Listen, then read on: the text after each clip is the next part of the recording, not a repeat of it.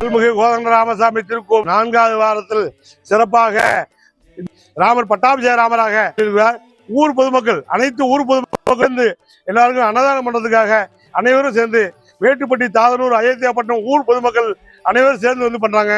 அதுல முக்கியமான தலைவராக வி செல்வமாணி மாணிக்கம் அப்படிங்கிறவர் தான் தலைமையை எடுத்து பண்ணிருக்காரு.